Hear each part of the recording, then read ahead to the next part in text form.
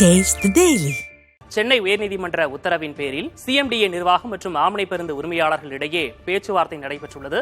இது தொடர்பான விவரங்களை செய்தியாளர் ராஜ்குமாரிடம் நாம் கேட்டு பெறலாம். ராஜ்குமார், சற்று நேரம் முன்பாகவே நம்ம நேரலையில பார்த்திருந்தோம், 2 தரப்பிலிருந்தும் பேச்சுவார்த்தை தொடங்கியதெல்லாம் குறிப்பிட்டிருந்தீங்க. தற்போது அடுத்த கட்ட நகர்வு என்னவா இருக்கு? அந்த பேச்சுவார்த்தை முடிஞ்சிருச்சா? என்ன பேசப்பட்டது அந்த கூட்டத்தில்?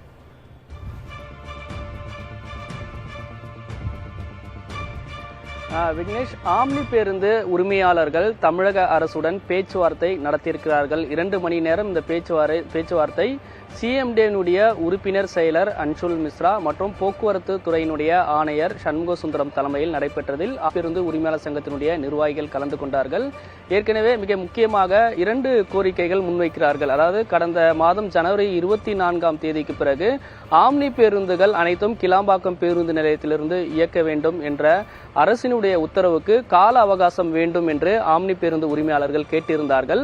அது மட்டும் இல்லாமல் பயணிகளை ஏற்றுவதற்கு பிக்கப் பாயிண்ட் சென்னை நகருக்குள் அனுமதிக்க வேண்டும் என்ற கோரிக்கை ஆம்னி பேருந்து உரிமையாளர்களுடைய இந்த கோரிக்கையை வலியுறுத்தி தான் சென்னை உயர்நீதிமன்ற வழக்குக்கு சென்றிருந்தார்கள். நீதிமன்றம் வழிகாட்டுதலின் அடிப்படையில் ஆம்னி பேருந்து உரிமையாளர்கள் தமிழக அரசுடன் பேச்சுவார்த்தை நடத்த வேண்டும், பேருந்துகள் சுமூகமாக இயக்குவதற்கு பேச்சுவார்த்தை மூலமாக ஒரு முடிவெடுக்க வேண்டும் என்று சென்னை உயர்நீதிமன்றம் தெரிவித்ததன் அடிப்படையில் இன்று பேச்சுவார்த்தை நடைபெற்றது. இதில் ஆம்னி பேருந்து உரிமையாளர்கள் கேட்பது, கிளாம்பாக்கத்திலிருந்து பேருந்துகள் இயக்கினாலும் சென்னை நகரில் ஒரு பிக்கப் பாயிண்ட், குறிப்பாக மத்திய சென்னை மற்றும் வட சென்னை பயணிகள் வரும்பொழுது தொலைதூரமாக இருக்கக்கூடிய கிளாம்பாக்கத்திற்கு செல்ல முடியாது, ஒரு பிக்கப் பாயிண்ட் சென்னை நகருக்குள் அனுமதிக்க வேண்டும் என்ற கோரிக்கையை அவர்கள் கேட்டிருக்கிறார்கள்.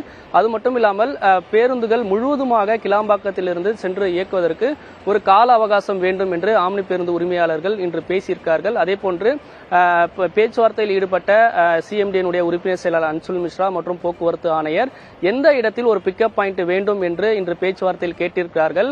அதை ஒரு மையமான ஒரு இடத்தில் சென்னை நகருக்குள் அனுமதிக்க வேண்டும். அந்த இடத்தை ஆம்னி பேருந்து உரிமையாளர்கள் விவாதித்து 2 நாட்களில் அரசிடம் தெரிவிப்பதாகவும் தெரிவித்திருக்கிறார்கள். அதே போன்று அரசு எடுக்கக்கூடிய முடிவுகளுக்கு கிளாம்பாக்கம் செல்வதற்கும் ஒத்துழைப்பு தருகிறோம், ஆனால் அதற்கு ஒரு சற்று கால அவகாசம் வேண்டும். கோயம்பேடு பேருந்து நிலையத்தில் தான் ஆம்னி பேருந்துகளுடைய ஒட்டுமொத்தமான சேவை, அதே போன்று பார்சல் சர்வீஸ், பயணிகளை ஏற்றுவது இறக்குவது போன்ற அனைத்து விதமான நடவடிக்கைகளை மேற்கொண்டு வந்தோம். அதற்கு ஒரு கால அவகாசம் வேண்டும் என்று அரசிடம் கேட்டிருக்கிறார்கள். மேலும் ஆம்னி பேருந்து உரிமையாளர்களுடைய கோரிக்கைகள், அவருடைய வாழ்வாதார பிரச்சனைக்கான கோரிக்கைகள் உள்ளிட்டவைகளும் பேசியிருக்கிறார்கள். இதை அனைத்துமே அரசிடம் இன்று நடந்த பேச்சுவார்த்தையில் கேட்டிருக்கிறார்கள்.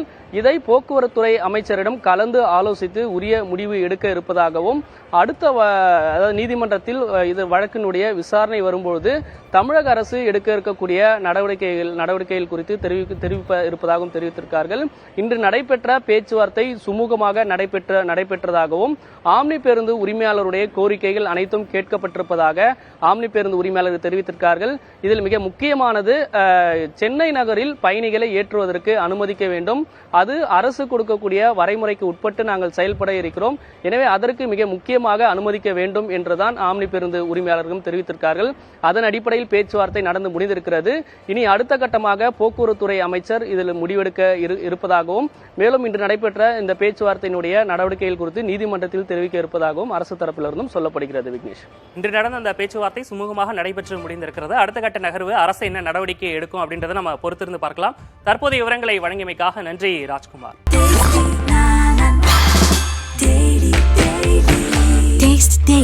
Taste the Daily.